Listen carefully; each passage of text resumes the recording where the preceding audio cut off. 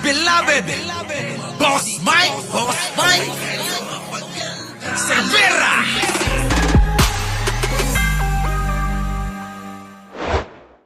Sabihin ko, walang magnanakaw na Duterte! Grabe.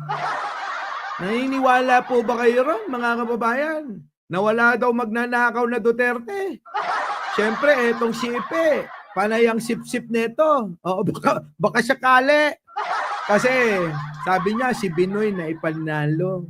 Siyempre, ako maipapanalo rin ng mga Duterte. Asa ka pa.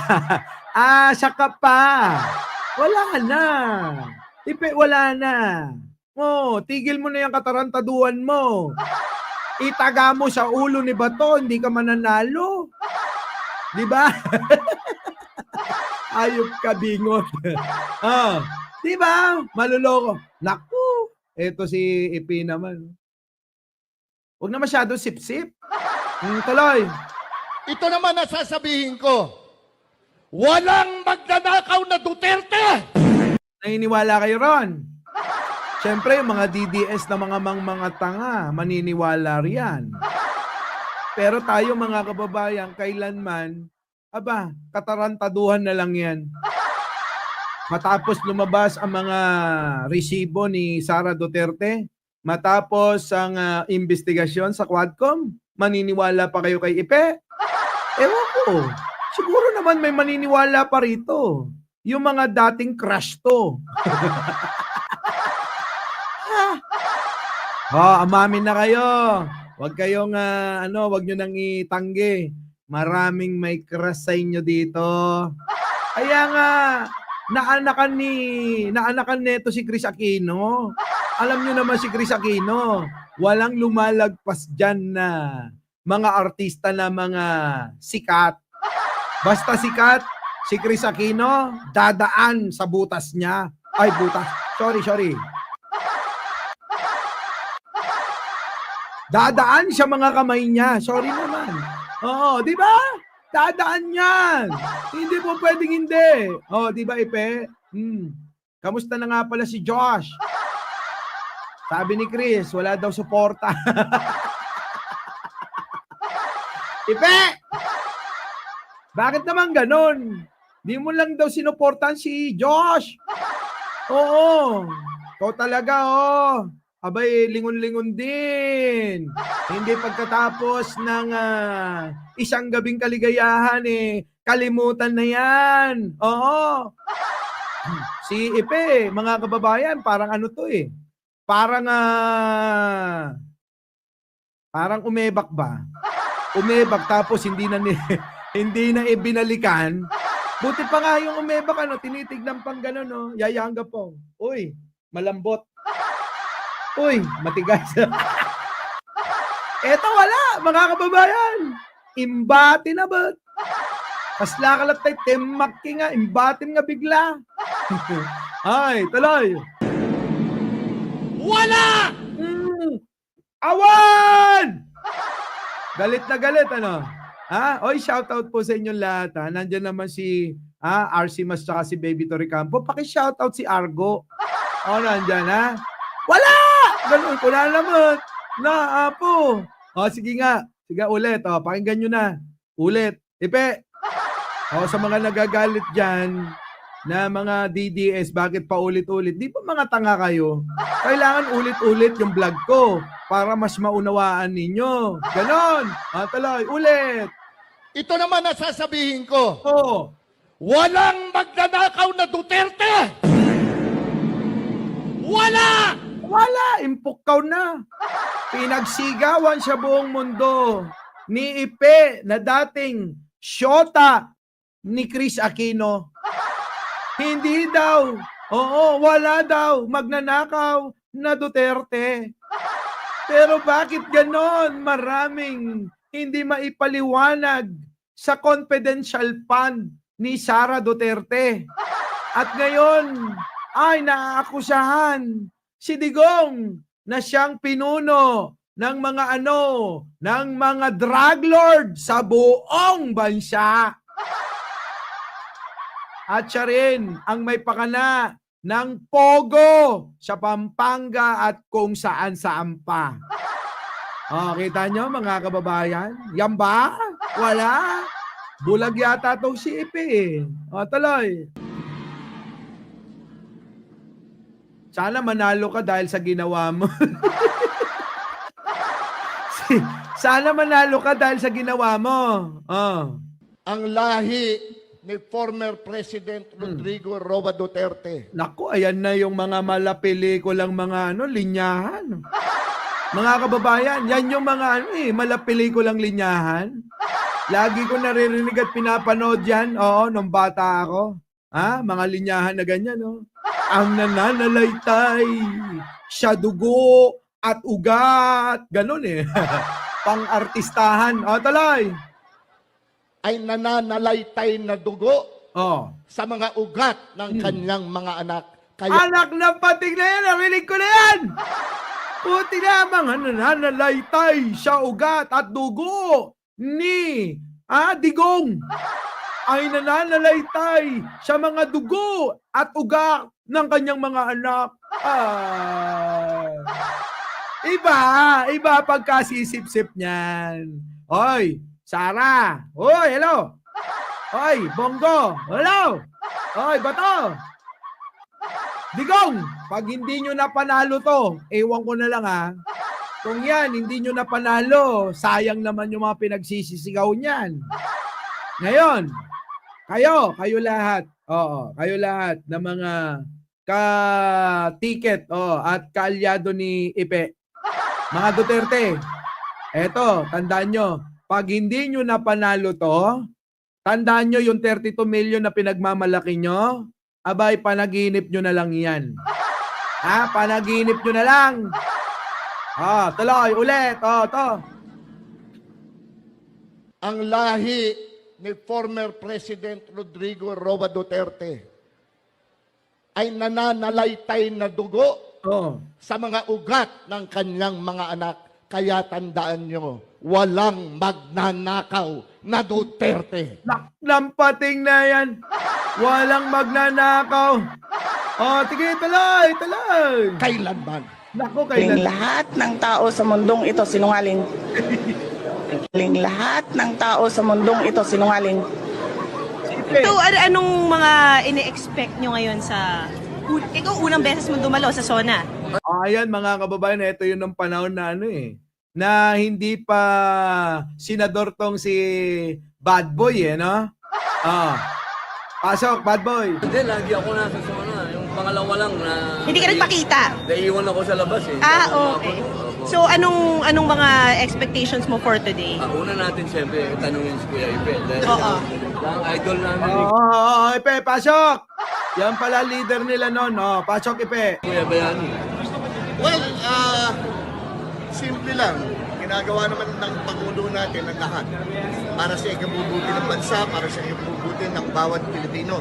Ikabubuti, bakit pinatayin ninyo? Ikabubuti pala bakit ang daming mga napahamak na Pilipino? Kung ikabubuti, di sana naramdaman naming mga tao. Kasyo, bakit tila ba lalong lumubha ang kahirapan nung panahon ni Digunyo? Pero binabatikos pa rin siya. Ganun talaga, kayo nga pera lang binabatikos nyo pa. 'Di ba?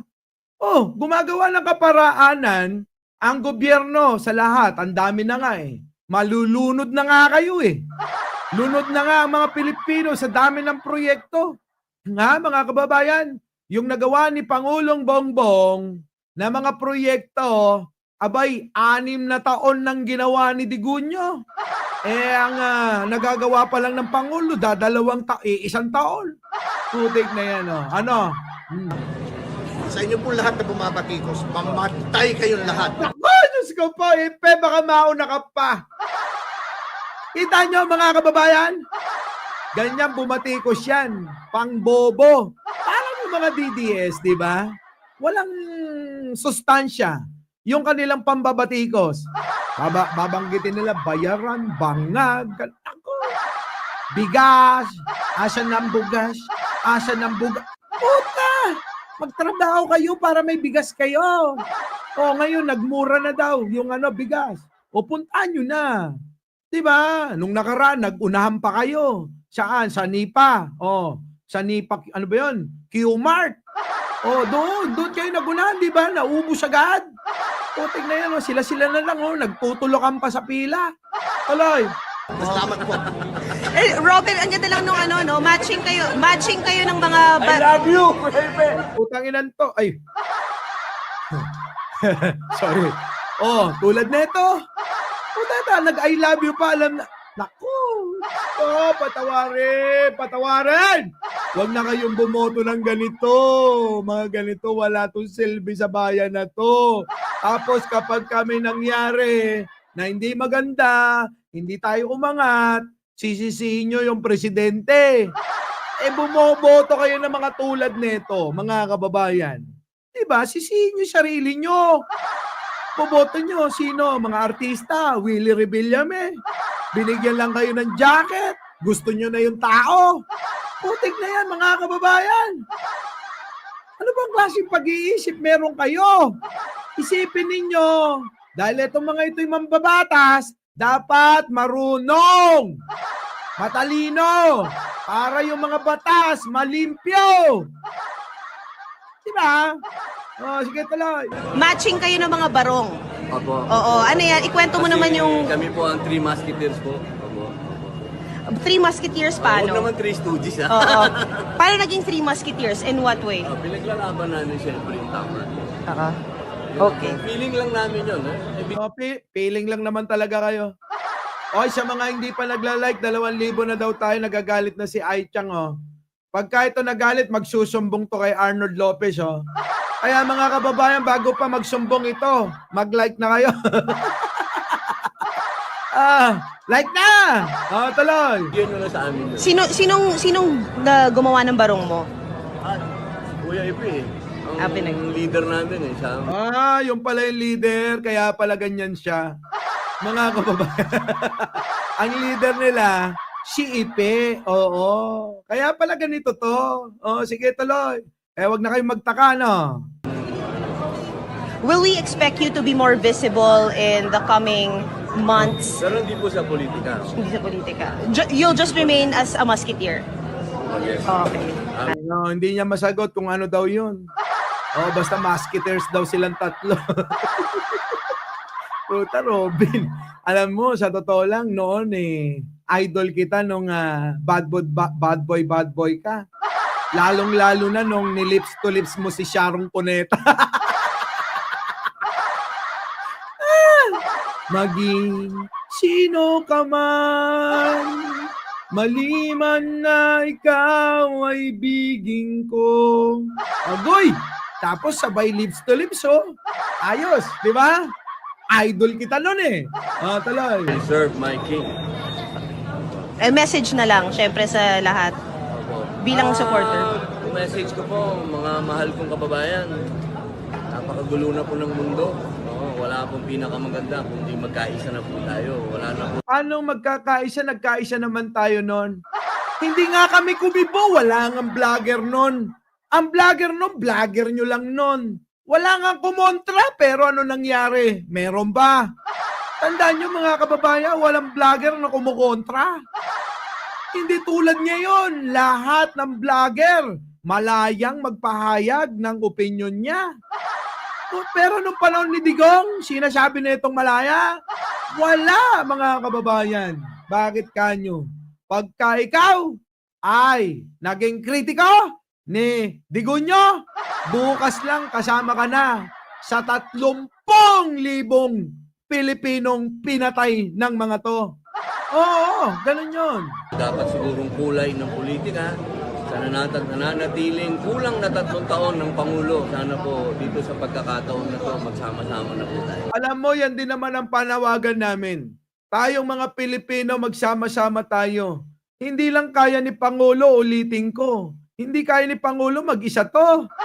Kaya lang pinipilit niya, akuin, pasanin ang lahat ng problema ng bansang ito na iniwan karamihan ni Digunyo.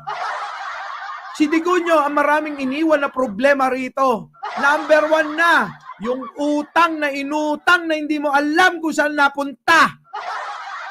Putik na yun, nagsalita ba ang Pangulo? Wala. Hinayaan siya. Tapos nung hindi niya na makuha ang pogo, ang mga kung ano-anong mga, naku, kasindikatuhan. Ayun, nagwala na si Gago. Ayaw mong ibigay yan, ha? Yan na nga lang eh. Hinihingi ko eh. Tuloy-tuloy mo lang yung ano ko eh. Huwag mong pakialaman eh. Ganon si Digonyo eh. Huwag mo lang pakialaman yung pogo ko. Huwag mo lang pakialaman yung droga ko. Ganon! Tapos nang hindi binigay, anong ginawa niya? Nagwala na parang aso. So yan, isa pa, mga kababayan. Yan ba? Kaya nga mga kababayan, kung meron talagang ilalagay sa pera, yung mukha ni Dugunyo, number 1. Ano pa? Eto.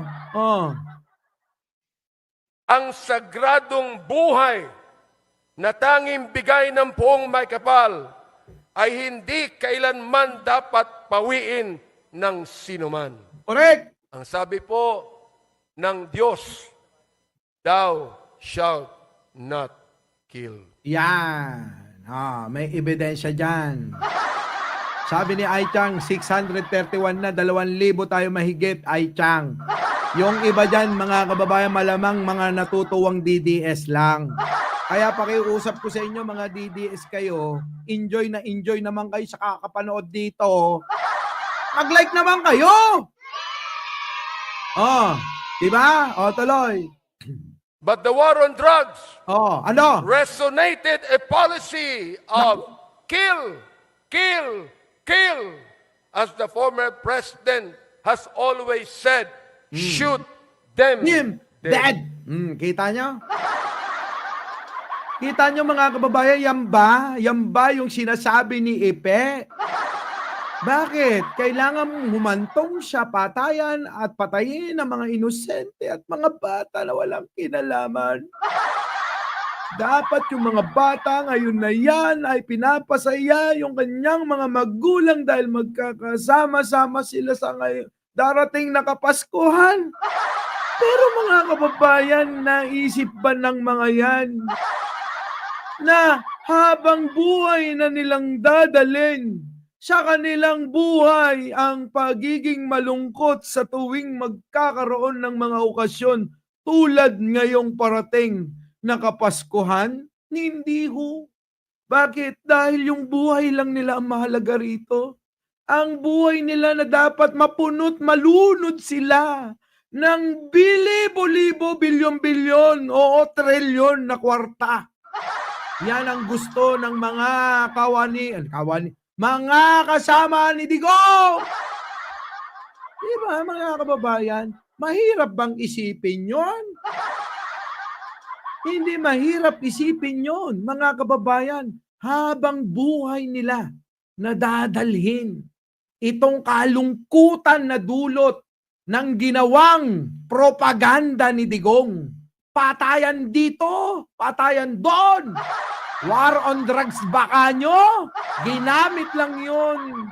Dahil nga ulitin ko, propaganda nila yung para mapatahimik yung mga kalaban nila sa politika. Nang sa ganon, tuloy-tuloy ang pag-arangkada at pangungulimbat nila. Ganon. Di nyo magets yun. Untog nyo yung ulo nyo sa ulo ni Bato. Malalaman nyo yun. Our beloved Boss Mike, Boss Mike.